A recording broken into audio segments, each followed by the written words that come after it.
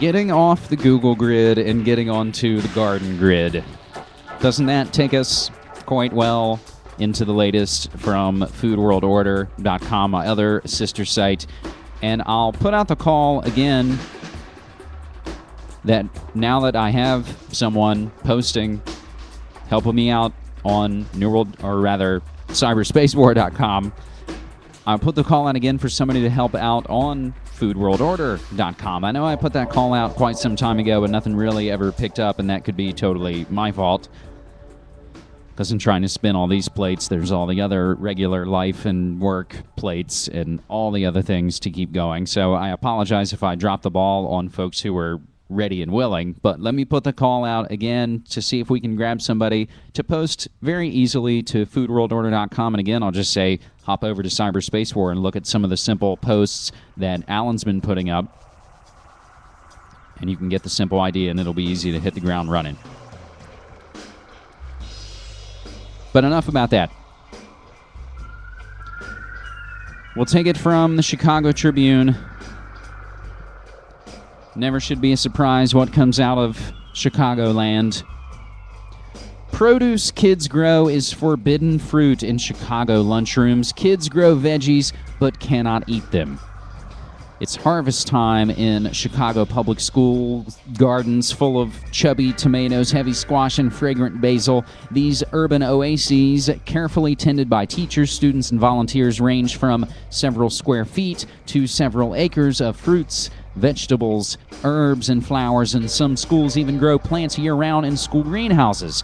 But one thing the more than 40 gardens have in common is that none of the produce ever finds its way into Chicago public school lunchrooms. Instead, because of rules set by the district and its meal provider, the food is sold or given away.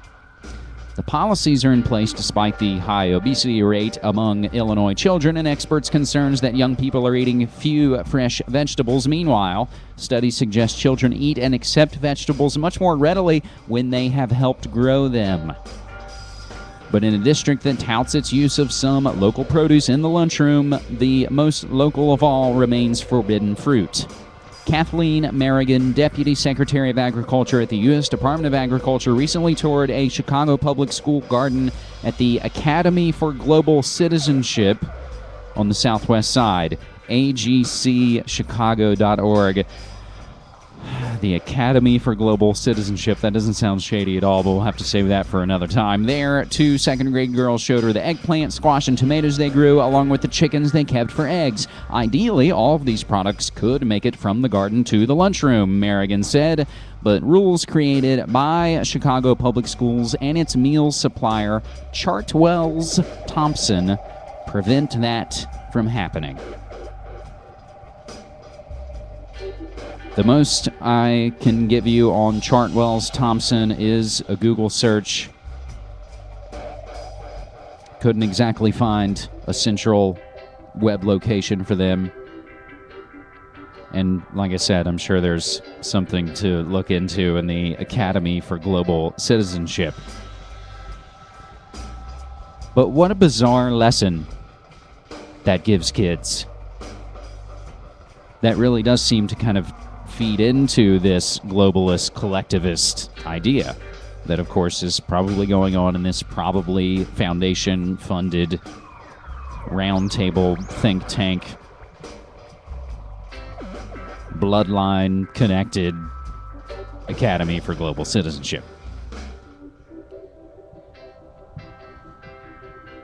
Finally, my friends, on this latest from foodworldorder.com, and this is the way we'll wrap up this B-side episode 190. And we do make a brief mention of this on the latest newworldnextweek.com episode. Forbes admits it was wrong on Monsanto, really wrong. Forbes made Monsanto the company of the year last year in their article with the link for you, The Planet versus Monsanto. We know because the writer of this wrote that article. Since then, everything that could have gone wrong for the genetically engineered seed company has gone wrong. Super weeds that are resistant to its Roundup weed killer are emerging, even as weed killer sales are being hit by cheap Chinese generics. An expensive new bioengineered corn seed with 8 new genes does not look impressive in its first harvest, and the Justice Department is investigating over antitrust issues. All this has led to massive share declines, other publications making fun of the Forbes cover story. We do have the flashback for you back to January of this year. Monsanto named Company of the Year by Forbes on foodworldorder.com. And again, the flashback links contained within the latest New World Next Week episode to go over both the present and the past. But this was brought to me thanks to gmwatch.org, and they really point out the dubious aspect of all of this. Is the suggestion that Monsanto's fortunes might be saved by its new soybean seed with high levels of omega-3 fatty acids, which could appeal to health-conscious consumers. Omega-3, you guys are into that? Here, eat that. GMWatch.org doubts that Monsanto soybeans, if GM and health-conscious consumers will ever be seen near the same dinner plate. That's especially so as there are good sources of omega-3 fatty acids that don't involve the risks of GM soy. Duh.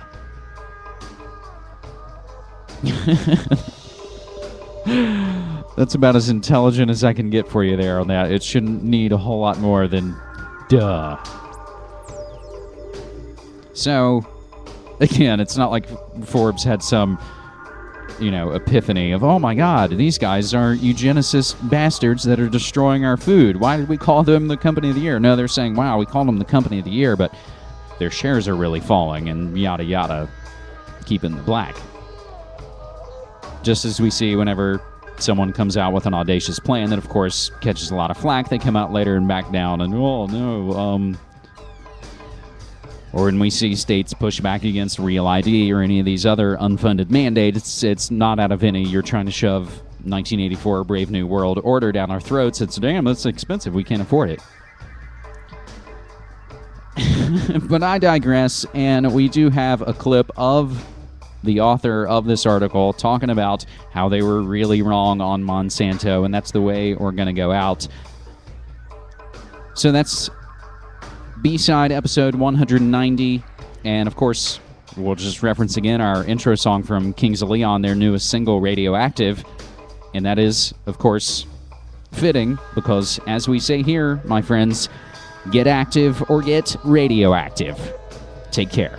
So, Bob, about a year ago, we wrote a cover story on the Forbes' Company of the Year, Monsanto, from seeds from pariah to seed superstar. And boy, that story is a kiss of death to their stock. They're down like 40% this year. They have all kinds of problems. And it looks like our story just nailed the peak. So you think we were wrong? Well, I think that we're not wrong about the essential point that these seeds, these pest-resistant seeds of corn and soy and these weed killer-resistant seeds, we're not wrong about the fundamental fact, despite all the controversy, genetically engineered organisms have been good for the planet and good for farming. But it's kind of like Pfizer. We ran Pfizer's Company of the Year right before it began a 10-year-long decline. But in terms of the stock, it looks like we hit the peak, and I'm really worried that this could be a kind of a long, slow decline for the company. It's not that they won't be the biggest seed company in that area, but their big period of adoption may already be over, and now it may be diminishing returns. Well, but see, I think this could be good for them. I think that in the next few years we could see a return with some of these new, more consumer-focused products, and this like what? What are they working on? Well, I always think the most exciting thing is they have a genetically engineered soybean that may actually be good for preventing heart disease. The evidence is early, but it seems like it's got exactly the right kind of oils in it So for that, they'll have to get consumer acceptance for the genetically modified crops, and that's been harder to do, right? A lot of the reasons they're successful with corn and soy is that these are behind-the-scenes crops that people didn't have a choice about, really. You buy your chips, they got the genetically modified organism in them.